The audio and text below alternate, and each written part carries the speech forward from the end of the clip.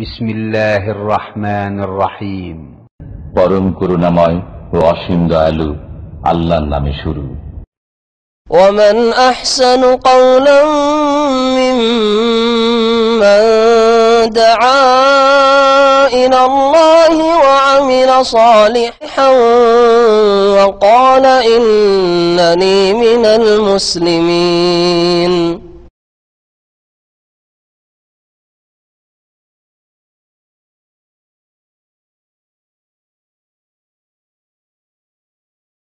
আসসালামু আলাইকুম ওয়া রাহমাতুল্লাহি ওয়া বারাকাতুহু।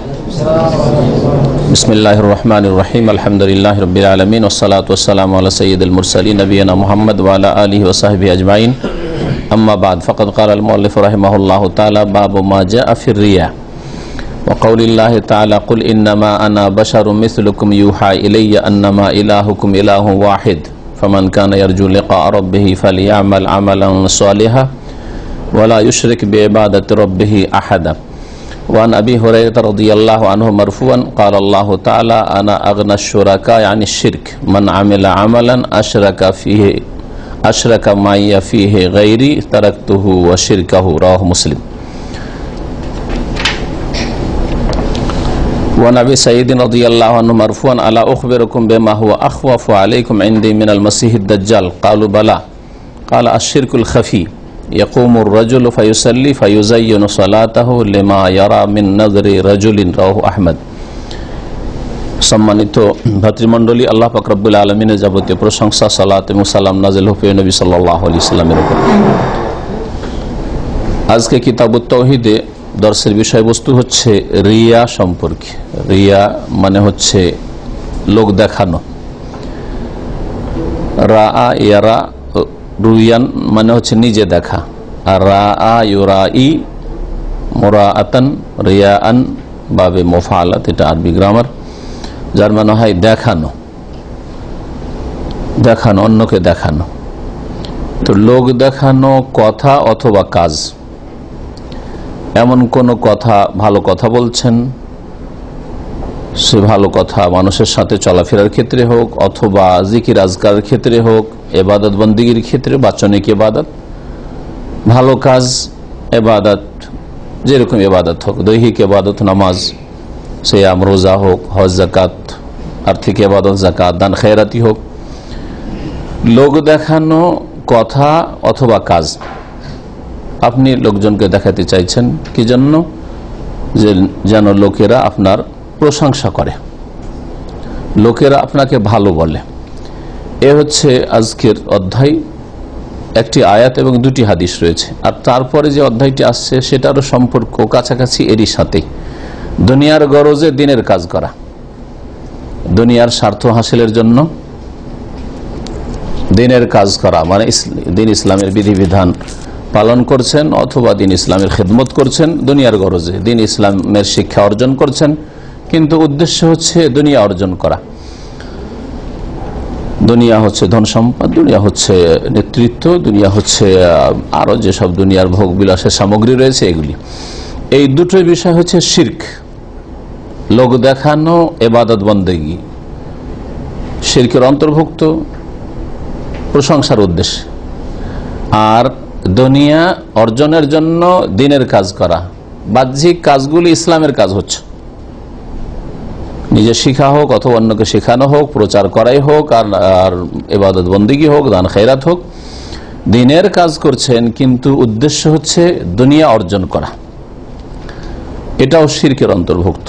এই দুই রকমের শিরকের কথা আজকে আমাদের আলোচনায় আসবে। লেখক বলছেন বাবু মা জাআ ফির রিয়া, এই অধ্যায় হচ্ছে রিয়া সম্পর্কে, লোক দেখানো কাজ বা কথা সম্পর্কে যাতে করে প্রশংসা করা হয়। এই মর্মে একটি আয়াত নিয়ে এসেছেন লেখক সূরা কাহফের আয়াত নম্বর 110। মহান আল্লাহ ইরশাদ করেছেন, ওয়া কওলিল্লাহি তাআলা, মহান আল্লাহর বাণী, কুল, হে নবী তুমি বলে দাও, ইন্নামা আনা বাশারুম মিসলুকুম, নিঃসন্দেহে আমি তোমাদের মতো একজন মানুষ। আল্লাহ পাক বলছেন শেষ নবী মুহাম্মদ সাল্লাল্লাহু আলাইহি ওয়াসাল্লামকে যে তুমি জানিয়ে দাও মানব জাতিকে যে আমি, প্রথম কথা মানুষ, মানুষ শুধু মানুষ বলে আল্লাহ ছেড়ে দেননি, মিস লোকুম, তোমাদের মতোই। তোমাদের মতো কোন দিক থেকে? মান মর্যাদার দিক দিয়ে বলা হয়নি। তোমাদের মতো কোন দিক থেকে? এই দিক থেকে না যে আমাদের কাছে যেমন আসমানের খবর, ওহির খবর, অদৃশ্যের খবর মোটেই আসে না। কিন্তু রাসূলুল্লাহ সাল্লাল্লাহু আলাইহি ওয়াসাল্লামের কাছে ওহী এসছে, আকাশ থেকে খবর এসছে, জিবরাইল আলাইহিস সালামকে তিনি দেখেছেন, কথা বলেছেন। এগুলো দিকে নয়। কোন দিক থেকে বলা হচ্ছে? মিসলুকুম, হে মানুষরা তোমাদের মতো আমি মানুষ। মানুষের সৃষ্টিগত যে গুণগুলি রয়েছে সেই গুণগুলির ক্ষেত্রে আমি তোমাদের মতো মানুষ।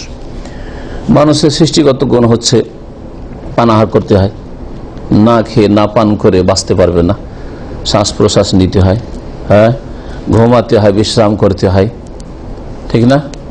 ক্লান্তি আসে, কাজকর্ম মেহনত পরিশ্রম হলে ক্লান্তি আসে, অসুস্থ হয়, সুখও আসে, দুঃখও আসে, দুঃখ হলে দুঃখ হয়, কষ্ট হয়, শোকের ছায়া নেমে আসে। এগুলো হচ্ছে মানুষের গুণ। হ্যাঁ, তো মানুষের মধ্যে যে সৃষ্টিগত গুণগুলি রয়েছে সেগুলি আমার মধ্যে রয়েছে। ভুলে যাওয়া, মানুষ ভুলে যায়। নবী করিম সাল্লাল্লাহু আলাইহি ওয়াসাল্লামের সহিহ হাদিস, ইন্নামা আনা বাশারুম মিসলুকুম, আমি তোমাদের মতো মানুষ। আনসা কামা তানসাউন, নামাজে যখন 2 রাকাত পড়ে সালাম ফিরে দিয়েছেন, আর তারপরে সাহাবীরা বললেন যে 2 রাকাত কেন পড়লেন ইয়া রাসূলুল্লাহ, কি কসর হয়ে গেল নাকি যোহর বা আসরের নামাজ? মানে বাড়িতে বসে থেকে কসর না 2 রাকাত পড়তে হবে নাকি? বলছেন না না, এটা তো হয়নি, আমি তো এটা করিনি। না, আপনি সাল্লাল্লাহু রাকাতাইন 2 রাকাত পড়েছেন। দেখো তোমাদের মতো আমি মানুষ। আনসা, আমিও ভুলি, কামা তানসা, যেমন তোমরাও ভুলো। মিসলুকুম যদি কেউ তর্জমা করে আর ব্যাখ্যা করে আর বিদাতি ওখান থেকে নিয়ে ওলে, দেখো দেখো দেখো দেখো এই ওয়াহাবিরা বলছে যে নবী নাকি আমাদের মতো।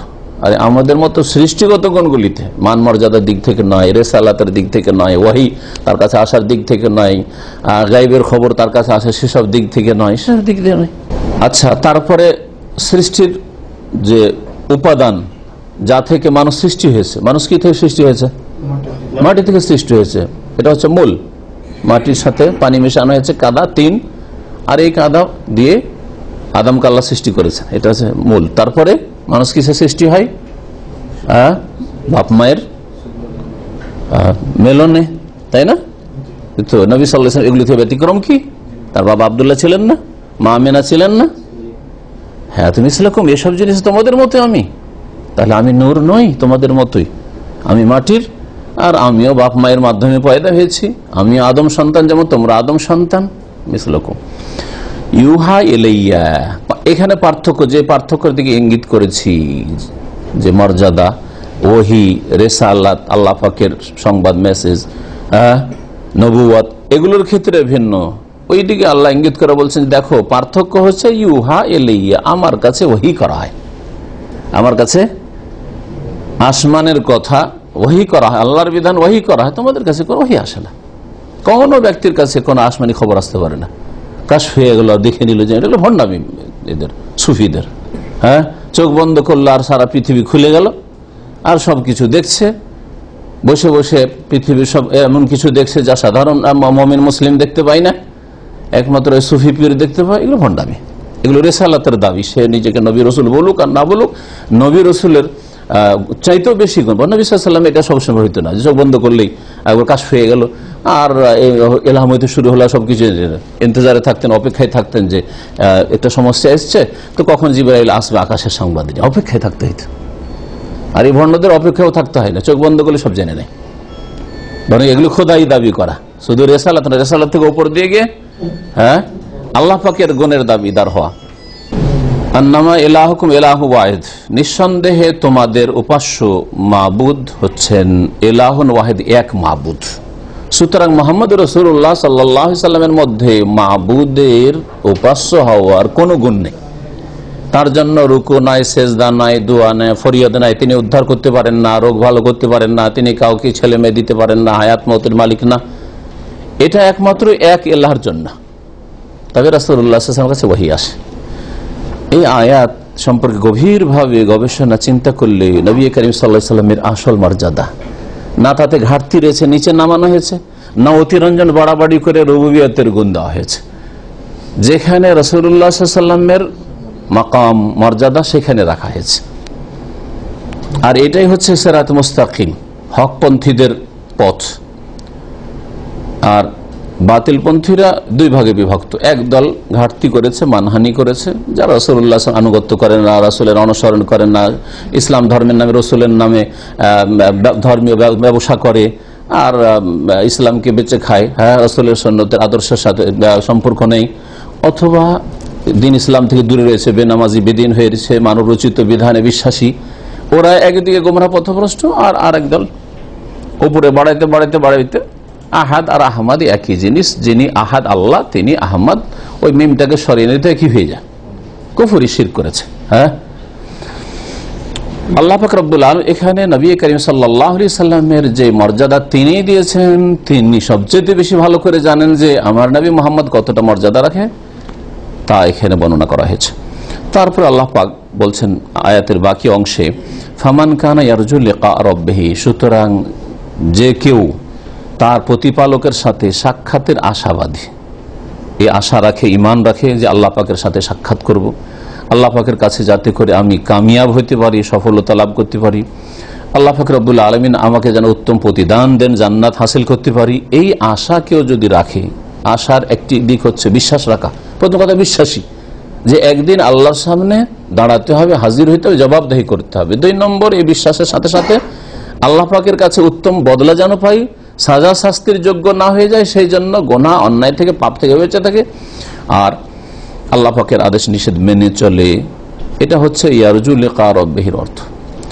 ফালিয়ামাল আমালান সালিহা, যখন আল্লাহর প্রতি বিশ্বাস রয়েছে যে আল্লাহর সাথে সাক্ষাৎ হবে, জবাবদেহি করতে হবে এবং তার কাছে উত্তম বদলা নেব, জান্নাতে নেব, তাহলে ফালিয়ামাল আমালান সালিহা, শুধু আশা আকাঙ্ক্ষা করলেই হবে না, আর শুধু ইমানের দাবিদার জাতিতে মুসলিম হলে হবে না, অবশ্যই অবশ্যই সে যেন ভালো কাজ করে, আমালান সালিহা, ভালো কাজ করে। ভালো কাজ কোনটি? এই আমালান সালেহার তাফসীর করতে গিয়ে সালাফে সালেহরা তাফসীর করেছেন, তাফসীর কিতাবাদিতে তাদের কথা উল্লেখ করা হয়েছে। আমালান সালেহান মানে হচ্ছে মুওয়াফিকান লিসুন্নাহ, নবী সাল্লাল্লাহু আলাইহি সাল্লামের আদর্শ মোতাবেক সুন্নতের অনুকূলে কাজ হইতে হবে। অর্থাৎ যে কোনো ইবাদত করবেন, কথার ইবাদত হোক, জিকির আজকারি হোক, আর দুআই হোক, আর সালাত হোক, অথবা দৈহিক ইবাদত হোক, নামাজ হোক, আর অন্য কোন ইবাদত হোক, যে কোনো ইবাদত বন্দেগী হোক, সেটা যেন নবী করিম সাল্লাল্লাহু আলাইহি সাল্লামের আদর্শ মোতাবেক হয়। নবী সাল্লাল্লাহু আলাইহি সাল্লাম এই কাজগুলি করতে পারতেন, তারপরে করেননি, আর আপনি বলছেন না না এটা তো কাজটা তো ভালোই লাগে, মন্দ কি লাগে, এটা চলবে না, এই যুক্তি চলবে না। তো আমালান সালেহা, নেক আমল কোনটি? প্রথম শর্ত, নেক আমল, আমল কবুল হওয়ার জন্য 2টি শর্ত। তার প্রথম শর্ত হচ্ছে এখানে আল্লাহ পাক রাসূলুল্লাহ সাল্লাল্লাহু আলাইহি সুন্নতের অনুসারে কাজটি হইতে হবে, এই শর্ত। ওয়ালা ইউশরিক বিইবাদাতি রাব্বিহি আহাদা, আর তার প্রতিপালকের রবে, তার প্রতিপালকের ইবাদতে যেন কোনো কাউকে শরীক না করে। ওয়ালা ইউশরিক, আর শরীক না করে, অংশীদার স্থাপন না করে, বিইবাদাতি রাব্বিহি, ওই ব্যক্তি যে আল্লাহর সাথে সাক্ষাতে আশাবাদী, জান্নাতে আশাবাদী, আল্লাহর প্রতি ঈমানদার, সে যেন তার প্রতিপালকের ইবাদতে কোনো কাউকে অংশীদার না বানায়, শিরক না করে। দ্বিতীয় শর্ত এটা, আগে করেন আর পরে করেন। কি শর্ত? যে শিরক মুক্ত ইবাদত হইতে হবে। আর আগে কি বলা হয়, আমালান সালেহার তাফসীরে কি বললাম, যে রাসূলুল্লাহ আদর্শ মোতাবেক হইতে হবে, মানে বিদআত মুক্ত ইবাদত হইতে হবে। ধর্মের নামে কোনো নতুন কাজ করবেন না যা রাসূলুল্লাহ সাল্লাল্লাহু আলাইহি ওয়াসাল্লাম করেননি, করার অনুমতি দেননি। হ্যাঁ, আর এই যুক্তি পেশ করা চলবে না যে নিষেধ কোথায় আছে, মিলাদ করা কোথায় নিষেধ আছে, শবে মেরাজে আমরা রাত্রে নফল পড়বো কোথায় নিষেধ আছে। তো এইরকম যুক্তি আমিও দিতে পারবো, হ্যাঁ আমিও দিতে পারবো যে আমি সকাল 10টায় আজান দেবো, একামত দেবো, জামাত করবো, নিষেধ কোথায় আছে? আপনি যদি শবে মেরাজ করেন তো আমি আর অন্য কোনো একটা রাত ধরে নেবো, ওই রাতে আমরা সারা রাত নফল পড়বো, সব গ্রামের লোককে জমা করবো, কোথায় নিষেধ আছে? তাহলে এইভাবে তো বিদআতের দরজা খুলে যাবে। তো ইবাদতের ক্ষেত্রে এটা চলবে না যে নিষেধ কোথায়, এইরকম কথা বিদআতীরা বলে, যাদের অন্তর বাঁকা, কোরআন হাদিস মানতে চায় না। ওদের বলে ইবাদত হচ্ছে তৌকিফি। তৌকিফ মানে হচ্ছে নির্ভরশীল কিসের ওপর? কোরআন সুন্নাহর দলিলের ওপর, প্রুফ আছে কিনা, প্রমাণ আছে কিনা। নবী সাল্লাল্লাহু আলাইহি ওয়াসাল্লাম এই কাজগুলো করতে পারতেন না। আল্লাহর জিকির ধরেন, উদাহরণস্বরূপ হুর জিকির, ইল্লাল্লাহ ইল্লাল্লাহ, যেগুলো নাকি ওদের কাছে জিকির বলছে চলবে, তো চলবে, তাই নবী সাল্লাল্লাহু আলাইহি ওয়াসাল্লামের কাছে বাধা ছিল? এমনকি যে সেই যুগে ক্যামেরা ছিল না, মোবাইল ছিল না, হ্যাঁ, উড়োজাহাজ ছিল না, সেজন্য নবী সাল্লাল্লাহু আলাইহি ওয়াসাল্লাম ওগুলো ব্যবহার করেননি। তো এমনকি যে এই জিকিরগুলো করতে পারতেন না, যদি এগুলো নেকির কাজ হতো, সওয়াবের কাজ হতো, আল্লাহ পাকের নিকটে পৌঁছাইতো, ইবাদতগুলো করতে পারতেন না, কেন করেননি? তিনি সুবহানাল্লাহ করেছেন, আলহামদুলিল্লাহ করেছেন, পূর্ণাঙ্গ বাক্য দিয়ে লা ইলাহা ইল্লাল্লাহ করেছেন, আল্লাহু আকবার করেছেন, লা হাওলা ওয়ালা কুওয়াতা ইল্লা বিল্লাহ করেছেন, ওটা কেন করেন না? তিনি দুরুদে ইব্রাহিমে শিখিয়েছেন, কিন্তু তিনি দুরুদে তাজ, দুরুদে তোনাজ্জিনা মাহি আর গঞ্জুল আর সেই সব শেখাননি কেন? ওর করতে পারতেন না যদি থাকতো ইসলামে? তাহলে এগুলোর কোনো অনুমতি নেই। এগুলো তোমাদের মুরব্বী বুজুর্গানে দিন, যাদেরকে ওই রসুলের হক দিয়ে দিয়েছে, ভাগ বন্টন করে, তারা তোমাদেরকে শিখিয়েছে, এগুলো ইসলামে নেই। তো বিদআত মুক্ত ইবাদত হইতে হবে, একমাত্র রসুলের তরিকায় হইতে হবে, আর একমাত্র আল্লাহর জন্য হইতে হবে। আমি এই জন্য খুব সহজ ভাষায় বলি যে ইবাদত কবুল হওয়ার জন্য দুটো শর্ত, একমাত্র আল্লাহর জন্য হইতে হবে, আর একমাত্র রসুলের তরিকায় হইতে হবে। আমার আপনার তরিকা ইবাদত চলবে না, যে আমি একটা বিশেষ তরিকা পছন্দ করলাম, আর আমাদের মুরব্বী সাহেব পছন্দ করেছে শুরু করে দিলে, এটা চলবে না। জিলানী চিশতি শুরু করলো, শুরু করে দিলে, না, চলবে না। আল্লাহ পাক রব্বুল আলামিন তাহলে এখানে আল্লাহর ইবাদতে যেন শিরক না হয়, এই শর্ত লাগিয়েছেন ইবাদত কবুল হওয়ার জন্য। তাহলে আখিরাতে আল্লাহ পাকের কাছে কিছু পাবেন। তাহলে লোক দেখানো যদি কোনো কথা কাজ হয়, ধর্মেরই কাজ করেছেন বাহ্যিক, কিন্তু উদ্দেশ্য হচ্ছে লোক দেখানো, তাহলে কিছু পাবেন না, আল্লাহর কাছে কিছু পাবেন না, বরং আল্লাহ পাকের কাছে আযাব, শাস্তি পাবেন, জাহান্নাম পাবেন, জান্নাত পাবেন না, উত্তম প্রতিদান পাবেন না। রিয়া কাকে বলে? রিয়ার সংজ্ঞাতে গিয়ে ভাষ্যকার বলছেন আইয়াকসুদ, ওই ব্যক্তি, যেই ব্যক্তি লোক দেখানো কাজ করে, সে যেন এই উদ্দেশ্য করছে যে আইয়ারান নাসু আন্নাহু ইয়ামালু আমালান আলা সিফা, লোকজনকে দেখাতে চাইছে যে আমি এই জন্য কাজ করছি, লোকজনের কাছে প্রকাশ করছে যে আমি এই জন্য কাজ করছি, কিন্তু তার অন্তরে কিন্তু অন্য কিছু আছে। এখন লোক দেখানো কথা কাজের এই কথাটা ফিট করেন, যে ব্যক্তি লোক দেখানো নামাজ পড়ে, শ্বশুর বাড়ি গেছে তাই নামাজ পড়ে, লোকজন শ্বশুর বাড়ির লোককে, ওই গ্রামবাসীকে দেখালো যে আমি নামাজি, নামাজ পড়ি, কিন্তু ভিতরে কি আছে? আমি কখনো নামাজ পড়তাম না, তাই না? নামাজটাকে সুন্দর করে পড়ছে, কিন্তু ভিতরে কি আছে? লোকজনকে দেখাচ্ছে আমি সুন্দর নামাজ পড়ি, ধীর স্থিরতার সাথে নামাজ পড়ি, কারণ লোকজন দেখছে সেই জন্য এদেরকে দেখাতে চাইছে, কিন্তু অন্তরে কি আছে? যে যত তাড়াতাড়ি সারতে পারি, আমি এইরকম এত সময় দিয়ে নামাজ পড়ার সময় নেওয়া হয়েছে, ঠিক না? তাহলে দুই রকম অবস্থা, তার বাহ্যিক অবস্থা একরকম, বাহ্যিক উদ্দেশ্য একরকম, লোকজনকে দেখানো কিছু, দান খেরাত করছে, লোকজন তো দেখলো যে আরে বাবা দান তো করলো, অনেক টাকা দান করলো, অনেক কিছু দিল দিন ইসলামের জন্য, কিন্তু ভিতরে কি আছে?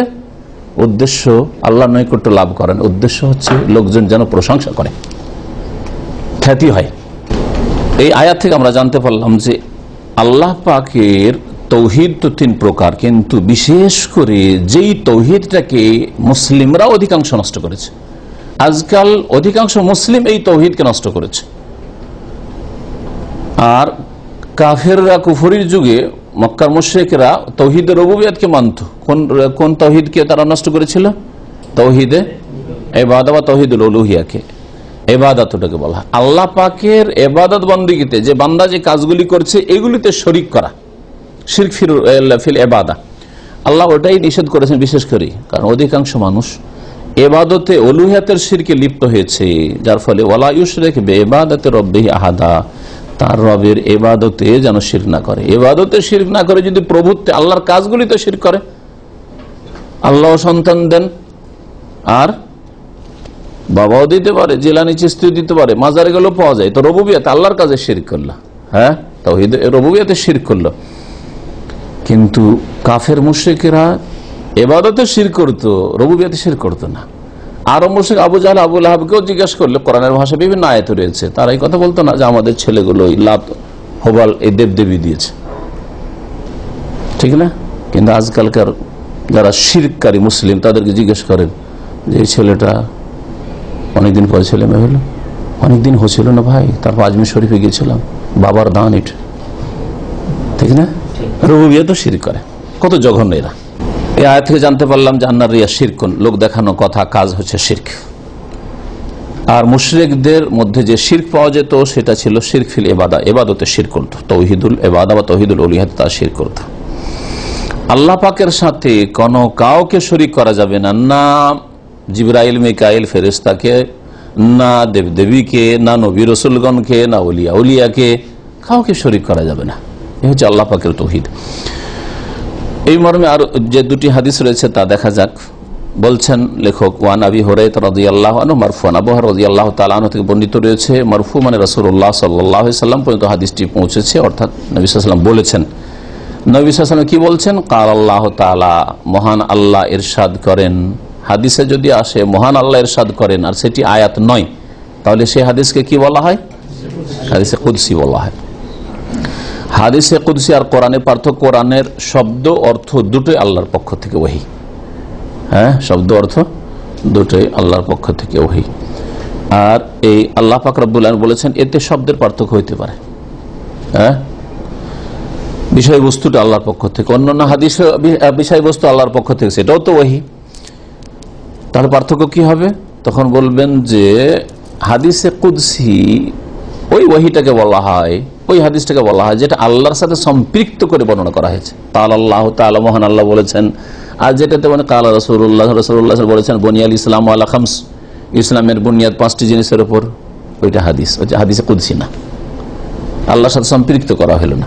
কাল আল্লাহ যেখানে রয়েছে, মহান আল্লাহ বলেন as-সাওমু লি, রোজা আমার জন্য, হাদিসে কুদসি। বলছেন আল্লাহ তাআলা, আনা আগনা শুরাকা আনিশ শিরক, আমি যত শরীকরা রয়েছে, পার্টনাররা রয়েছে, তাদের মধ্যে সবচাইতে বেশি অমুখাপেক্ষী শিরক থেকে, পার্টনারশিপ থেকে। মানে দুনিয়ার যত শরীকরা থাকে একে অপরের কিন্তু কি মুখাপেক্ষী, একা চলবে না। আপনার চলবে না আপনার স্ত্রী ছাড়া, আপনার স্ত্রী চলবে না স্বামী ছাড়া, ঠিক না? আর তারপরে একা ব্যবসা করতে পারেন না, সেই জন্য অনেকের সহযোগিতা প্রয়োজন হয়, বিভিন্ন ক্ষেত্রে প্রয়োজন হয়। যদি মনে করেন যে আমি টাকা পয়সার ব্যাপারটা আমি একাই পারবো, কর্মচারী ওরাও তো শরীক আপনার, চলে যাক তো, ধর্মঘাট করে কি অবস্থা হয় আপনার, ভাঙচুর করে দিক তো, সব নষ্ট করে দিক তো, আপনার পয়সা দিয়ে শুধু আপনার ব্যবসা বিজনেস করে নেবেন, হবে না, তাই না? তাহলে ওরা শরীক। কিন্তু আল্লাহ পাকের কোন শরীক আছে? কোনো ক্ষেত্রে শরীক লাগে না। তাই আল্লাহ পাক বলছেন যে আমি যত শরীক পৃথিবীর হইতে পারে, সমস্ত শরীকের মধ্যে সর্বাধিক অমুখাপেক্ষী, মানে কারো মুখাপেক্ষী নয়। কি থেকে? শিরকে, পার্টনারশিপ থেকে, শরীক হওয়া থেকে। আমার কোনো শরীক নেই কোনো ক্ষেত্রে। মানে আমেলা আমালান, সুতরাং কেউ যদি এমন কাজকর্ম করে, আমল করে, ধর্মের নামে, ইমান ইসলামের নামে কাজ করলো, কিন্তু আশরাকা মাইয়া ফিহে গায়রি, আমার সাথে ওই কাজে অন্য কাউকে শরীক করে ফেললো, নামাজ পড়লো আর মাঝখানে নিয়ত করলো যে নামাজটা একটু সুন্দর করে পড়ি, কারণ আমাদের সাথী বন্ধুরা অনেকে দেখছে, তাকাচ্ছে, মসজিদ ভর্তি আছে, এত তাড়াতাড়ি যদি রুকু সিজদা করি তো লোকে কি বলবে। নামাজ পড়ে কিন্তু আজকে বাড়িতে মেহমান আছে, বাসাতে যদি নামাজ পড়ে নি তাহলে মেহমান ভাবে যে লোকটা নামাজ পড়ে কি পড়ে না, সন্দেহ করবে, চলো আজকে তো জামাতে মসজিদে যেতেই হবে।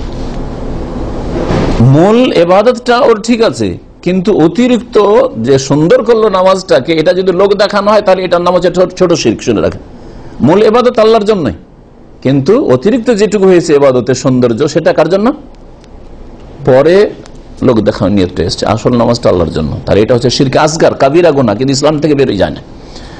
কিন্তু যদি মূল ইবাদতটাই হয় লোকের জন্য, আসলে নামাজ পড়ার বেনামাজি, কিন্তু না, আজকে এই পরিস্থিতিতে নামাজ না পড়লে চলবে না, পড়তে হবে, যেখানে হোক না কেন, বাপের সামনে বললে হোক, আর কফিলের সামনে বললে হোক, অথবা শ্বশুর বাড়িতে গিয়ে, যেখানে হোক না কেন, আজকে এই নামাজটা পড়তে হবে। আমি পড়তাম না, কিন্তু নামাজ পড়তে হবে, পরিবেশ বলছে তোকে নামাজ পড়তে হবে। তাহলে মূল ইবাদতটা কার জন্য? আল্লাহ ছাড়া অন্যের জন্য, মানুষের জন্য, যার ফলে এটার নাম কি? বড় শিরক। এরকম দানের ক্ষেত্রে, এরকম রোজার ক্ষেত্রে, যে কোনো ইবাদতের ক্ষেত্রে না, মূল ইবাদতটাই যদি শুরু হয় লোক দেখানো, তাহলে বড় শিরক। ওই শিরকে আর কবর মাজারে আর দেবদেবী সিজদা করে কোনো পার্থক্য নেই। নামাজ পড়েও দেবদেবী সিজদা করা সমান অপরাধ করলো, কারণ সে নামাজ তো আল্লাহর জন্য মোটেই পড়েনি, সে দান খায়রাত তো আল্লাহর জন্য মোটেই করেনি। বড় শিরক হইতে পারে এই জন্য রিয়া, আর ছোট শিরক হইতে পারে। কেউ যদি এইরকম কাজ করে, আমার সাথে কাউকে শরীক করে, আল্লাহ পাক বলছেন তারাকতু, তাহলে তাকেও আমি ছেড়ে দিই। আল্লাহ ছেড়ে দেন তাকে, আল্লাহ সবাই ছেড়ে দেন একবার ওই বান্দাকে। অশিরক আর তার এই শিরকি আমলকেও ছেড়ে দিই, কোনো পরোয়া করি না তার। রাওয়াহু মুসলিম, হাদিস সহিহ মুসলিমের। এই হাদিসে সতর্ক করা হয়েছে সমস্ত রকমের শিরক থেকে, কোন শিরক যেন তোমার মধ্যে না থাকে, বড় শিরক ছোট শিরক। আর যদি শিরক থাকে আমলে, তাহলে আল্লাহ ছেড়ে দেন তাকেও, শিরকারীকে আর ওই আমলকেও। তার মানে আল্লাহ পাক শিরকি আমল কবুল করেন না, তাহলে আমল ধ্বংস। বড় শিরক করলে অতীতের সব আমল ধ্বংস হয়, আর ছোট শিরক করলে ওই আমলটা ধ্বংস হয়। যেমন কোনো একটা নামাজ লোক দেখানো করলেন, তা ওই নামাজটা নষ্ট হইল। মাঝখানে যদি লোক দেখানো নিয়তটা আসে, মূল ইবাদতটা আল্লাহর জন্য হয়ে থাকে, ছোট শিরক। ছোট শিরক হলে ওই আমলটা ধ্বংস হবে। যেমন বিদআত হলে যে আমলটাই বিদআত করবেন ওই আমলটা ধ্বংস হবে, জীবনের সমস্ত আমল ধ্বংস হবে না। ঠিক ওই রকম আল্লাহ পাক রব্বুল আলামিন যেন সমস্ত আমল সুনির্দিষ্ট করা আবশ্যক, ফরজ। ইখলাস অত্যন্ত গুরুত্বপূর্ণ জিনিস। ইখলাস যদি নিষ্ঠা থাকে, ইখলাস থাকে আপনার, তাহলে অল্প আমলে অনেক নেকি পেতে পারেন। আবু সাঈদ খুদরি রাদিয়াল্লাহু তাআলা আনহু থেকে বর্ণিত, রাসূলুল্লাহ সাল্লাল্লাহু আলাইহি ওয়াসাল্লাম বলেছেন, মরফু হাদিস, আলা আখবিরুকুম, তোমাদেরকে কি জানিয়ে দেব না, বেমা হুয়া, এমন এক বিষয় সম্পর্কে, হুয়া আখওয়াফু আলাইকুম ইনদি, আমার নিকট সেটা অত্যন্ত ভয়ঙ্কর জিনিস বা এক অত্যন্ত ভয়ের বিষয়। কি থেকে? মিনাল মাসিহিদ দাজ্জাল, মসিহিদ দাজ্জাল, দাজ্জালের যে ফিতনা রয়েছে, দাজ্জালের ফিতনা থেকেও বেশি ভয়ঙ্কর বিষয় সম্পর্কে তোমাদের জানিয়ে দেব নাকি? দাজ্জালের ফিতনা কত বড় ফিতনা যে প্রতিটি নামাজে নবী করিম সাল্লাল্লাহু আলাইহি সাল্লাম আশ্রয় চেয়েছেন, তাই না? আল্লাহুম্মা ইন্নী আউযু বিকা মিনাল মাসিহিদ দাজ্জাল, সতর্ক করেছেন দাজ্জাল থেকে। প্রত্যেক নবী সতর্ক করেছেন, রাসূলুল্লাহ হাদিসে রয়েছে। কালু সাহাবীরা বলেন, বালা ইয়া রাসূলুল্লাহ, অবশ্যই বলে দেন যে দাজ্জাল চাইতে বেশি ভয়ঙ্কর, মানুষের জন্য ক্ষতিকর কি হইতে পারে? কালা, তখন নবী সাল্লাল্লাহু আলাইহি ওয়াসাল্লাম বললেন, আশ-শিরকুল খাফি, গোপনীয় শিরক, যে শিরক ভিতর হয় আর উপরে বোঝা যায় না। আর কবর মাজারে সেজদা করলে দেখা যায় যে শিরক করে দিল, দেবদেবীকে ডাকলে দেখা যায় যে ও শিরক করে দিল, তাই না? কিন্তু এই শিরকে খাফি, লুকায় তো শিরক, লোক দেখানো কথা কাজ, ভিতরে যে খারাপ নিয়ত আছে, লোক দেখানোর উদ্দেশ্য আছে, এটা বাজি বোঝা যায় না।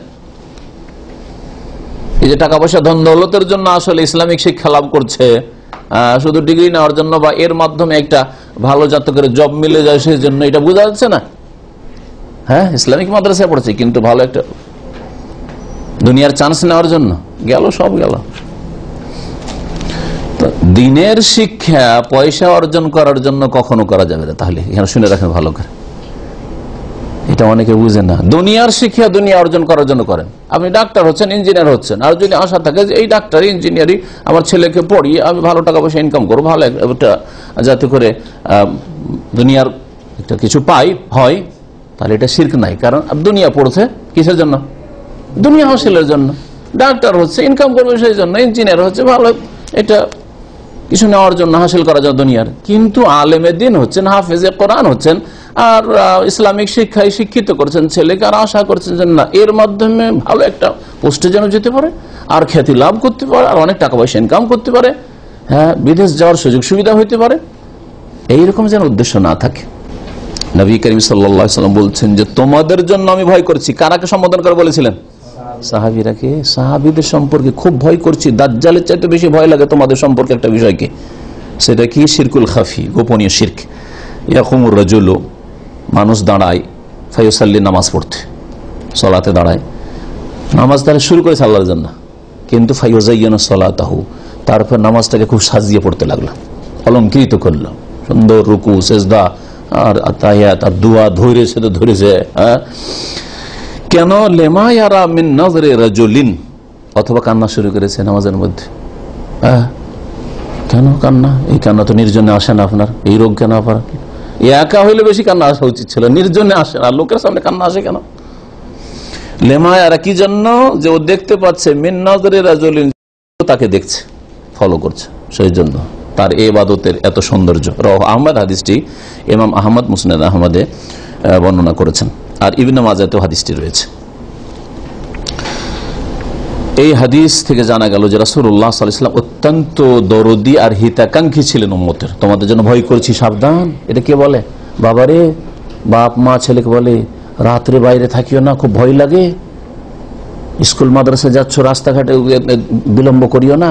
আজকাল যুগ জামানা, লোক খারাপ। যুগ জামানা খারাপ কথাটা কিন্তু খারাপ, জায়েজ না। আমাদের দেশের লোকের কি বলে? আজকে যুগ জামানা খারাপ, তো গাল দিলেন আপনি জামানাকে, জামানার মালিক আল্লাহ। এইগুলো বুঝেন আমাদের দেশের মানুষরা। ইয়াসুবুদ্দাহার, আবু দাউদের লাস্ট হাদিস, শেষ হাদিস। ইউজিন ইবনে আদম, সন্তান কষ্ট দিয়ে থাকে আমাকে, কিসে কষ্ট দিয়ে থাকে? এসুবুদ্দাহার, জামানাকে গালমন্দ করে। যুগ খারাপ, যুগ কি খারাপ করলো? দিন খারাপ না রাত খারাপ? না দিনের লোক আর আজকালকার যুগের লোকেরা খারাপ? লোকেরা, তাহলে যে আজকালকার লোকেরা খারাপ, আজকালকার বা এই জামানার লোক খারাপ, এটা বলতে পারেন আপনি? আমাদের যে কত সংশোধনের প্রয়োজন রয়েছে, এইরকম অবৈধ হারাম কথাগুলি আমরা বলছি, আর আল্লাহকে কষ্ট দেওয়া। হাদিস বলছে আল্লাহকে কষ্ট দেয় এরকম করে। রাসূলুল্লাহ সাল্লাল্লাহু আলাইহি ওয়াসাল্লাম অত্যন্ত দরদী ছিলেন উম্মতের, এই জন্য সতর্ক করেছেন। তারপরে রিয়া, লোক দেখানো, এই বিষয়টি সম্পর্কে আশঙ্কা করেছেন নেক লোকদের সম্পর্কে। কারণ যারা ফাসিক বেনামাজি, ওদের লোক দেখানোর ব্যবস্থা, আসলে নামাজ পড়ে না, একদিন নামাজ পড়লে এমনি তো শিরক কুফরিতে আছে, পাপে আছে।